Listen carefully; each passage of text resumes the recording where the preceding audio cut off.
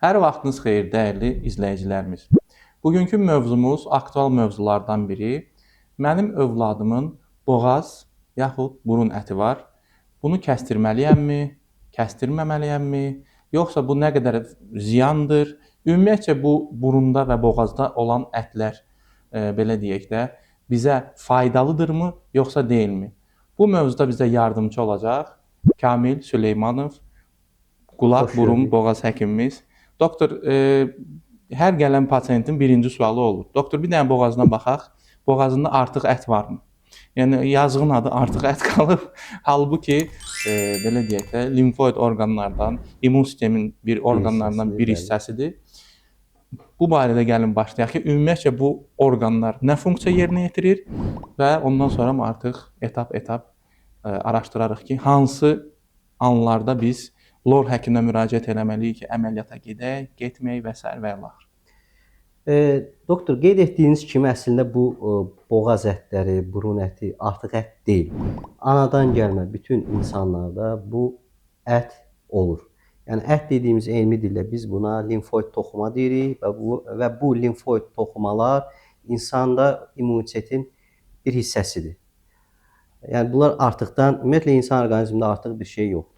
Və bu limfoid toxumaların funksiyası xaricdən gələn, çöldən gələn infeksiyaların, fərq yoxdur, virus infeksiyaları, bakterial infeksiyalara qarşı mübarizə aparmaq, belə deyək, onlara qarşı vuruşmaqdır ki, o infeksiyalar aşağı tənəffüs yollarına düşüb və yaxud digər orqanlara təsir edib ağrılaşmalar yaratmasın. Belə deyək, ön cəbhəmizdə də bizim. Ön cəbhə. Elə təsəvvür edin ki, qapının yanına 2 mühafizəçi qoymusunuz.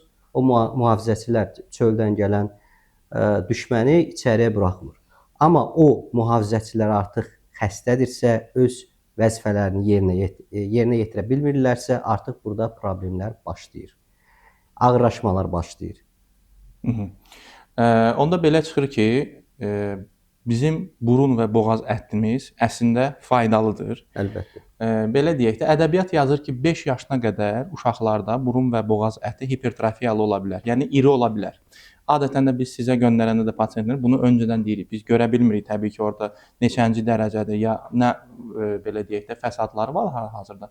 Amma valideynə öncədən deyirik, 5 yaşına qədər həm burun əti, həm boğaz əti iri ola bilər. Burada qorxulu bir şey yoxdur. Tamam, bəs nə zaman valideyn artıq düşünməlidir ki, bu normadan artıq durumdur? Ümumiyyətlə 5 yaşa kimi uşaqların xəstələnmə halları tam normaldır. Yəni sosial ortama girirlər, bağça, məktəbə qədər olan dövrdə insanlarla təmasda olduqca, digər uşaqlarla kontaktda olduqca virus qapmağı, xəstələnməyi il ərzində 8 dəfəyə kimi, 9 dəfəyə kimi xəstələnməyi, o burun ətlərinin, boğaz ətlərinin siz qeyd etdiyiniz kimi hipertrofiyalaşmağı, yəni şişməyi, böyüməyi tam olaraq normaldır. Çünki bədən o limfoid toxuma, o infeksiyalara qarşı mübarizə aparır. Amma ağrılaşmalar baş verirsə, burada artıq təbii ki, həkimə müraciətlər başlayır. Bu ağrılaşmalar da nədir? Günlərlə davam edən dayanıqlı qızdırma. Bu problemlə daha çox pediatra müraciət olunur. Orada indi boğaz müayinəsi zamanı boğaz ətinin üzərində irinli ərk görsənirsə, artıq lor həkimi müdaxiləsi, yəni lor həkimi konsultasiyası tövsiyə olunur.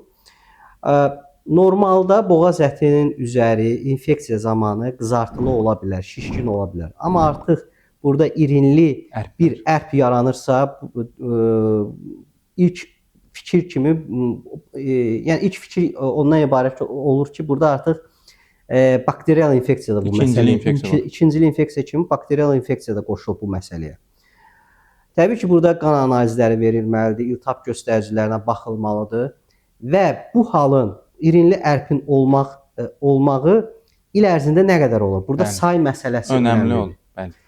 Əgər bu say son 1 ildə 7-8 dəfədən çox olursa, son 2 ildə 5 dəfədən çox olursa, son 3 ildə 3 dəfədən çox bu epizod təkrarlanırsa, burada artıq əməliyyat məsələsi ortaya gəlir.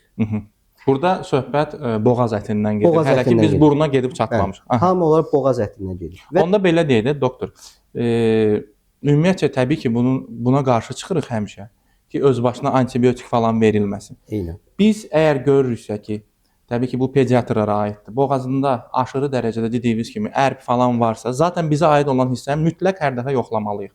Çünki biz gərək hər dəfə qan təhlilləri eləyək ki, sübut eləyək ki, orada bakterial infeksiyadır, Bəli. başqa bir şey deyil. Ondan sonra mı artıq qərar verə bilərik ki, antibiotik mi içsin, başqa mı şey olsun və s. və ilaxır. Yoxsa hər dəfə boğazı qızardı, gözü yumulu antibiotik verək, qızdırması var deyə, onda sonuca da gəlib çıxa bilməyəcək ki, görəsən bu il ərzində 8 dəfə bakterial mı infeksiya keçirdi, yoxsa adi viral idi? Eynən. Həmçinin bu ərqlə yanaşı digər yanaşı klinik mənzərə də olur. Bunlar məsələn regional limfa düyünlərinin şişməyidir. Yəni regional dediyim boğaz ətrafında, çən altında limfa düyünlərinin tez-tez şişməyidir. Bu da həmçinin göstəricilərdən biridir. Yəni əməliyyata göstərişlərdən biridir. Onu da qeyd edim ki, mütləq və nisbi göstərişlər var.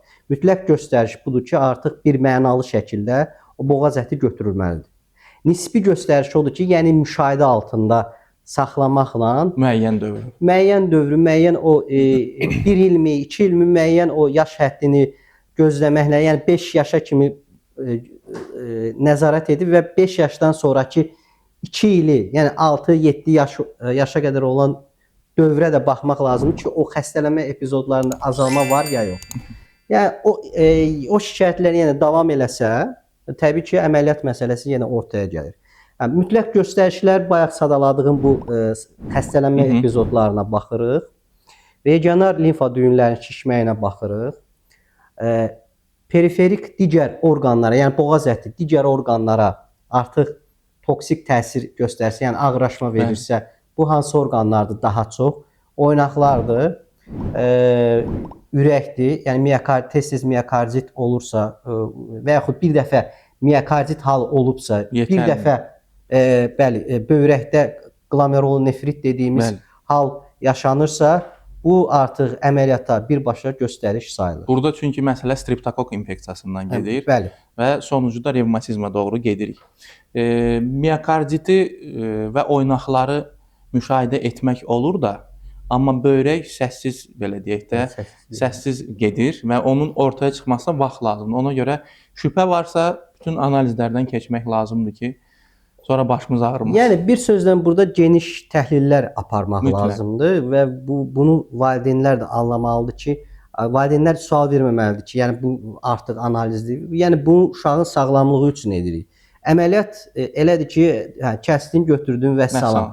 Amma bu yenə dediyim kimi artıq ət deyil. Əməliyyatı hər zaman planlı şəkildə eləmək olar. Biz maksimum bir həkim olaraq orqanı qorumağa çalışmalıyıq maksimal dərəcədə. Yəni bu da çox önəmli məqamdır. Digər göstərişlərdən biri də olur ki, məsələn, xəstələnmə epizodları çox az olur, amma valideynin şikayəti yuxuda boğulma problemi, apnoe deyirik buna. Gecə yatan zaman apnoe hallarının olması və yaxud udqunma çətinliyi. Məsələn, 4 və 5-6 yaşı var, amma uşağın hələ də yemədə çətinliyi var, udqunmada çətinliyi var, nəfəs almada çətinliyi var. Sanki ağızda nəsə qida qalıbmış kimi bir danışıq tərzi var. Müayinə zamanı baxırıq ki, həddindən artıq badamcıqlar, ətlər, yəni gigant badamcıqlar deyirik biz ona, çox böyükdür. Bəli, biz ona öpüşən tanzillər deyirik. Bu halda əməliyyata göstəriş sayılır. Çünki sonuçta bu formada qalarsa, gələcəkdə çox güman ki, tez-tez iltihaplanmağına da səbəb olacaq. Həmçinin ortodontik problemlərə də gətirib çıxarda bilər. Ona görə böyük ölçülü badamcıqların götürülməyi də tövsiyə olunur. Bu uşaqların mən fikir vermişəm, iştahları da bərbad olduğu üçün inkişafları da geri qalır. Dəfələrlə sizə göndərdiyim pasientlər olub ki, siz əməliyyat eləmisiniz, uşaq ondan sonra iştahı açılır, çəki almağa başlayır və hər şey normallaşır. Həqiqətən də imkan vermir ki, normal qidalansın, özü də iyrənir uşaq. Udqunmada çətinliyi olur, porsiyaları az tez elə bil ki, istəmir yemək. İştahdan küsürlər, eynən. Tamam, belə deyək də, boğaz ətini hardasa aydınlaşdırdıq. Bir də bir məqamı vurğulamaq istəyirəm ki, nə üçün 5 yaş? 5 yaşdan tez eləsək, məsələn, valideynlər var ki, eşidiblər bu sözü ki, 5 yaşa qədər yaxşı olar ki, əməliyyat olmasın. Bizdə belə tutum var da, ya bir şeyin dalıcan düşürük, mütləq onu eləyirik, ya da ümumiyyətlə ondan imtina eləyirik. 5 yaşdan tez eləsək dünyanın sonudurmu? Belə deyək də, tutaq ki, mütləq göstərici var, eləməliyik. Valideyn deyir ki, yox, mən eşitmişəm ki, 5 yaşdan tez eləmək olmaz. Valideyn çəkinəcəyi məqam nə olmalıdır, yaxud əksinə?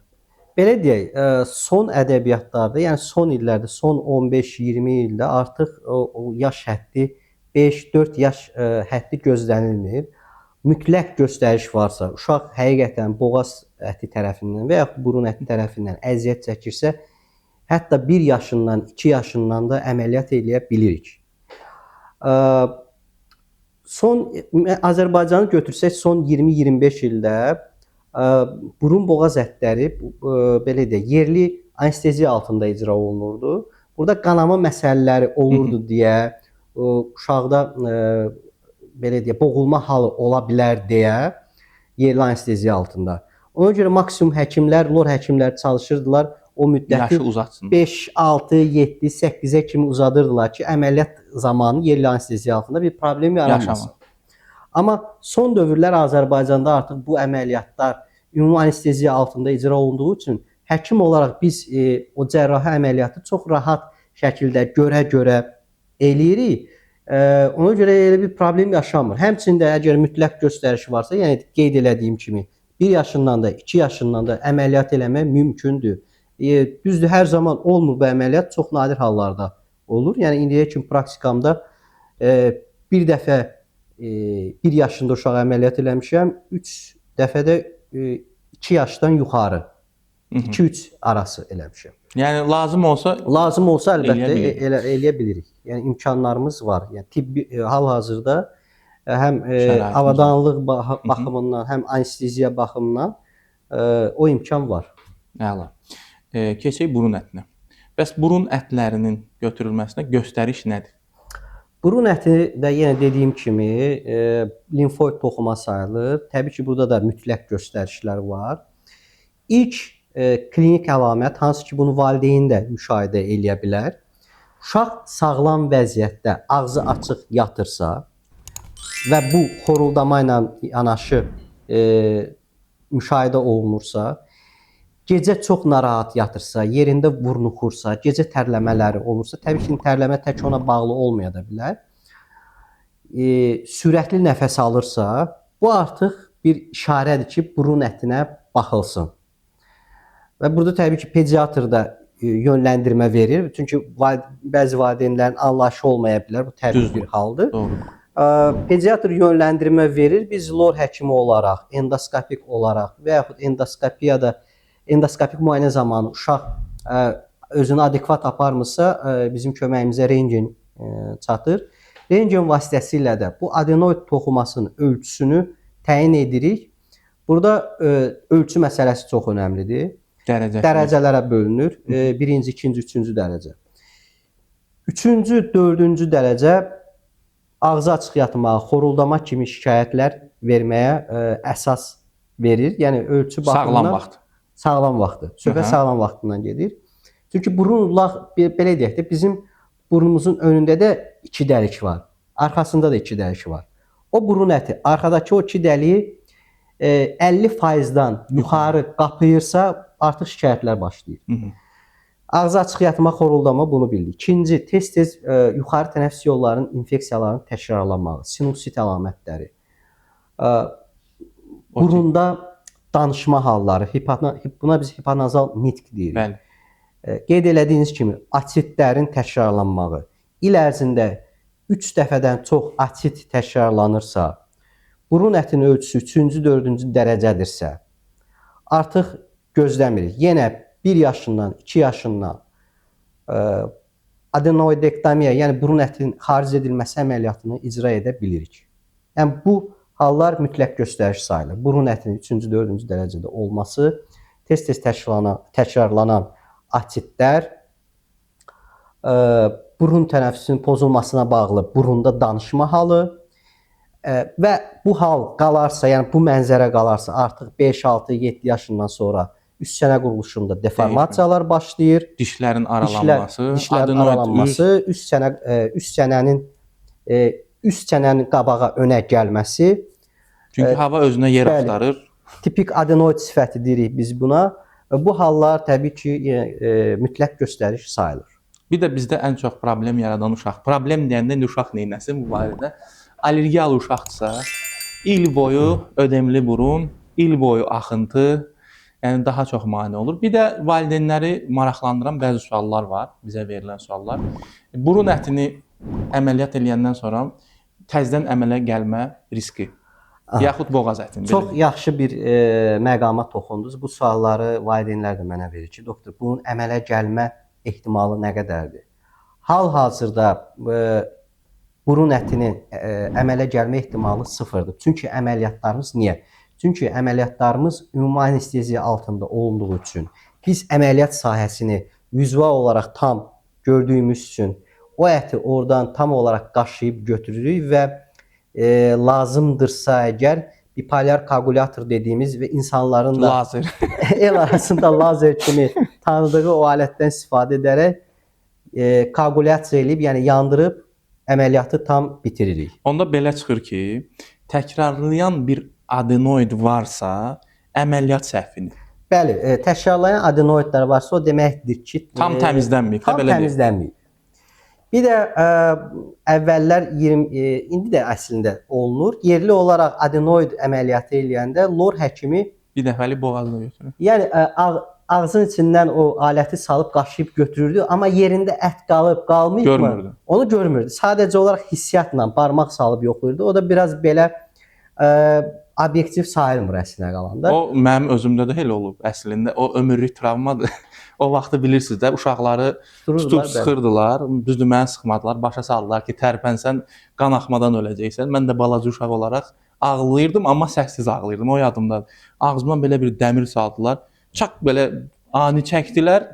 O ilə də qurtardı. Yəni məsələ odur ki, bir dəfə, iki dəfə çəkməklə əməliyyat bitməməlidir. Orada qalma ehtimalı var. Düzdür. O toxuma qaldısa, ələxüsus da allergik uşaqdırsa, o toxuma, adenoid toxumasının bir parçası yenə müəyyən dərəcədə şişib burun tənəffüsündə narahatlıq yaradacaq. Gözəl. Növbəti suallardan biri budur.